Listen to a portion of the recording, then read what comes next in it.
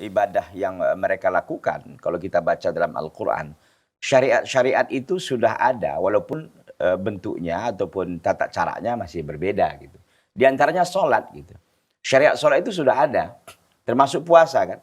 Makanya Allah SWT mengatakan, Ya ayyuhalladzina amanu kutiba alaikumusyamu kama kutiba alal ladzina min qablikum. Wahai orang-orang beriman, diwajibkan kepada kalian berpuasa, sebagaimana puasa itu juga telah diwajibkan kepada orang-orang sebelum kalian. La'allakum tattaqun, mudah-mudahan kalian menjadi orang bertakwa. Begitu juga tentang sholat, ya. Kan itu sudah dikatakan warka'u ma'ar raki'in, rukuklah kalian bersama orang-orang yang rukuk. Itu khitabnya, itu ayat itu kepada Maryam juga termasuk, Maryam alaihissalam begitu kan. Jadi beberapa syariat yang ada dalam Islam hari ini itu sudah ada kian di syariat di zaman dulu. Ya, artinya sebelum umat Nabi Muhammad SAW, di antaranya salat, di antaranya termasuk zakat ya, termasuk juga tadi puasa begitu, termasuk juga haji. Haji kan juga syariat dari Nabi Ibrahim alaihissalam. Nah, kalau secara spesifik yang ditanyakan bagaimana bentuk ibadahnya, yang jelas bahwa Asiyah itu, ya istri daripada Fir'aun laknatullah alaihi, itu adalah seorang mukminah.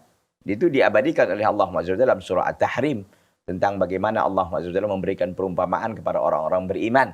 Yang diberikan oleh Allah contohnya adalah imra'atu Fir'aun dan juga Maryam alaihi masalam. Intinya kalau ibadahnya pertama mereka mentauhidkan Allah SWT, mereka tidak berbuat syirik. Makanya keteguhan hati dari istri Fir'aun itu sehingga menolak mengakui Fir'aun itu sebagai Tuhan. Karena Fir'aun kan mengatakan ana rabbukumul a'la, saya adalah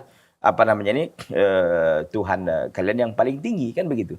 Tapi itu tidak dimaui atau tidak diikuti oleh istrinya sendiri. Begitu. Nah, ada yang mengatakan bagaimana? Apakah ada berhubungan badan mereka ini sementara ada statusnya istri? Dalam riwayat dikatakan, satu riwayat yang mengatakan itu nggak ada karena Firaun ini banyak istrinya, banyak budak-budak, banyak ininya. Jadi tidak bersentuhan dengan Asiyah. Begitu. Ada yang mengatakan seperti itu dalam satu riwayat. Intinya cara ibadah mereka secara khusus ya perlu kita untuk murajaahi lagi, perlu kita untuk lihat lagi. Tapi intinya secara umum mereka ini bertauhid kepada Allah SWT, tidak menyekutukan Allah SWT. Ya, kemudian ibadah-ibadah seperti puasa,